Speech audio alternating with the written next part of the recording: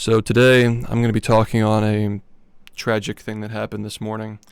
The legendary Super Smash Bros. Melee player Hax Money has tragically passed away due to medical complications following a suicide attempt that occurred last year. For those of you who are aware of the context leading up to this tragedy, I don't want to focus on that today. I would prefer to focus on Hax's legacy and what we can do to help prevent things like this from happening in the future to the best of our ability. Because I've noticed a pattern here, especially looking back 6 years ago with Etika, where people often realize after it's too late that their words and actions have a profound effect on people who ultimately they meant no harm and their intentions were pure, but they were misunderstood and ultimately vilified or clowned on or ostracized and isolated to the point where they felt they have nowhere left to go. So it's been a recurring thing I've noticed as an observer to the Smash community and a member of the online gaming community, I guess you'd call it, that we often don't appreciate these people and their legacies until it's too late.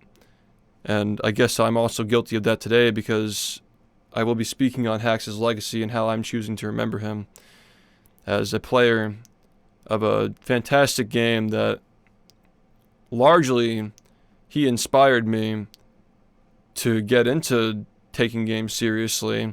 And even with the Twitch angle, like, he and other players like himself, especially him, competing in Smash tournaments is what got me to log on to Twitch and watch.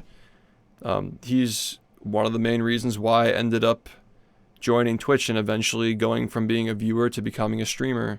So I in part owe my entire career to the contributions of Hax and people like him who loved his game, whether it be one that I play or not. It's a game that, you know, you can feel that love from within it that Hax especially had for not just his gameplay and the refining of his skill, but also the people who surrounded it. Even if they were adversaries, he still appreciated what they contributed to the game as a spectator sport. In the face of adversary with his physical complications with his wrist, he literally reinvented the way to play the game. And despite it being controversial, you can't deny that the root of that creation was coming from his desperation and his obsession with continuing to play and contribute to that game that he loved.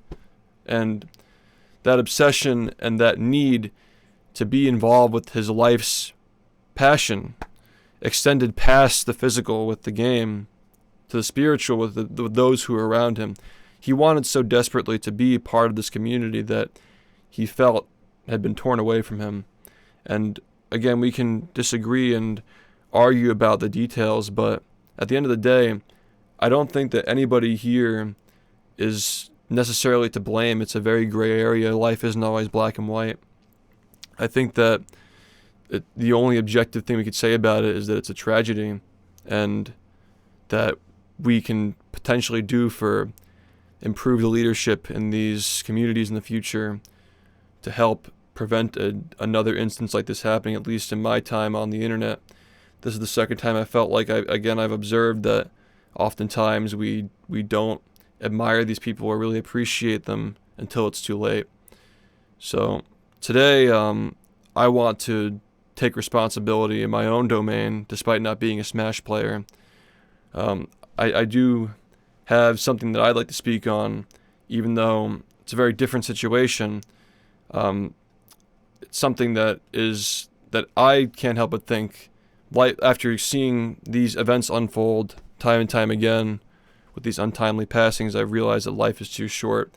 And even if we are justified in our positions and we do feel that, you know,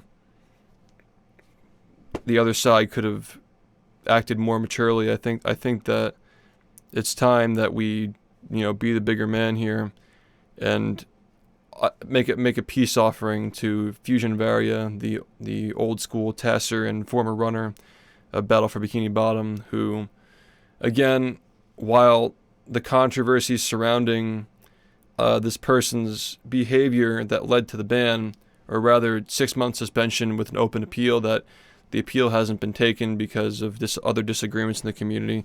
I feel like none of that is really important at this point.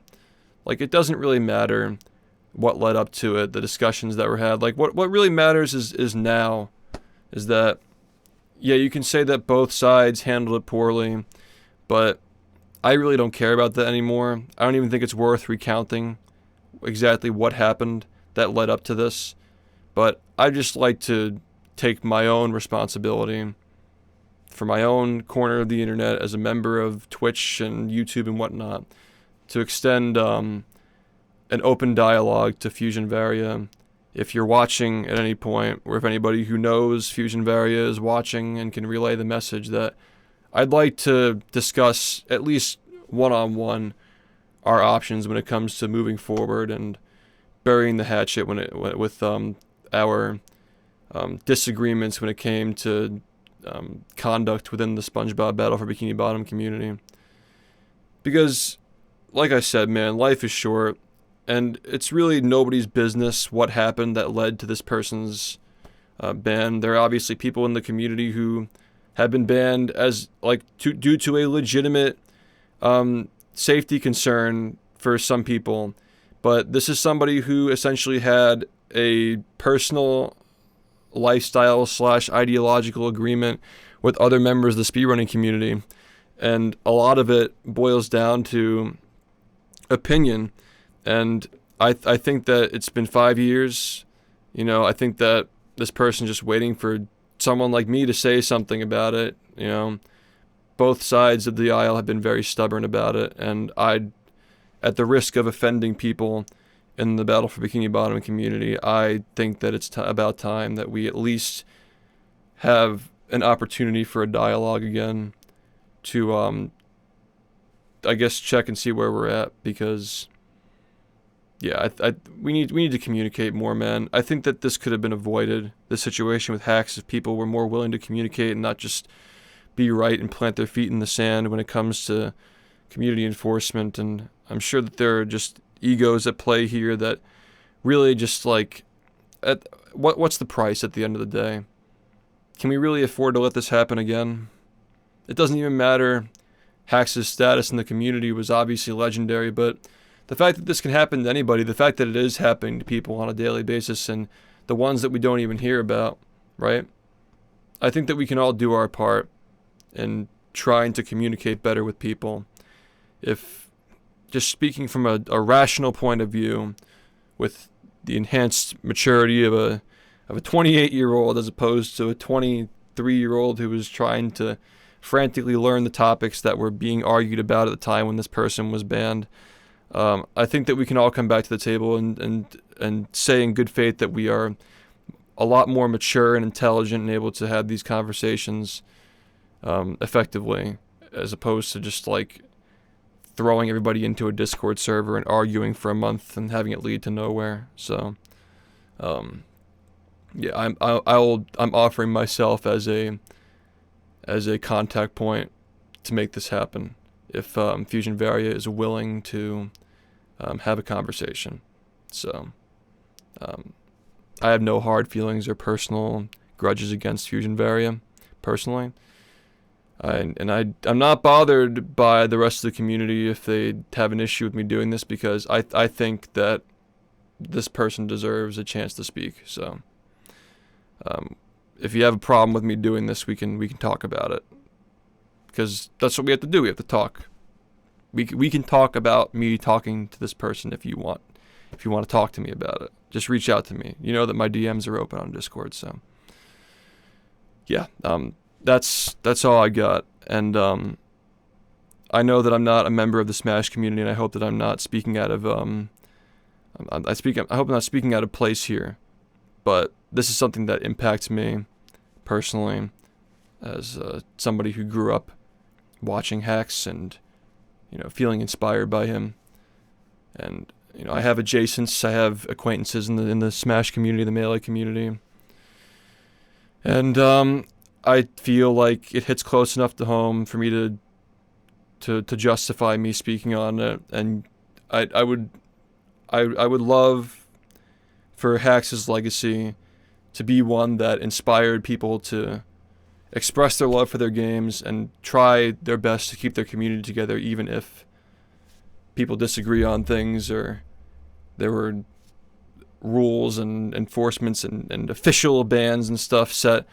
I think at the end of the day we can look past the rigid architecture of like these organizational bans and written rules and stuff, and like just at like human to human, just like learn how to discuss and have more a more personable approach to community enforcement instead of treating people like bots. And that's pretty much all I got before I start talking more. So yeah, if you want to talk, I'm open on Discord, and best wishes to the Smash community. I know that Hax wouldn't have wanted people to argue and fight and tear the game apart over this either. Hax was recovering, and it's just tragic that his life was cut short like this.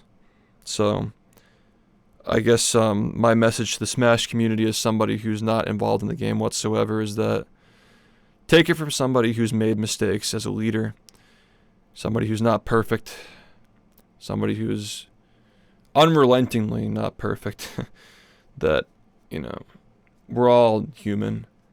And I think that people share more in common with Hax, even if they disagree with his rhetoric and his rationale on some things. People share more in common with Hax with the things that matter more than they have their differences.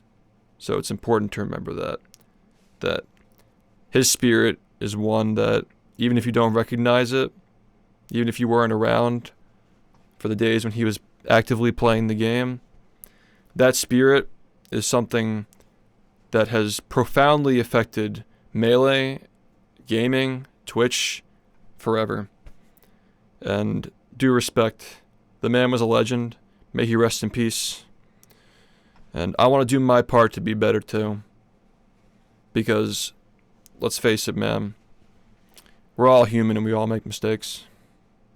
I'd be a hypocrite if I didn't offer people forgiveness. So that's all I got. Have a good day, and remember, try to be kind, because a lot of people are having a hard time today. And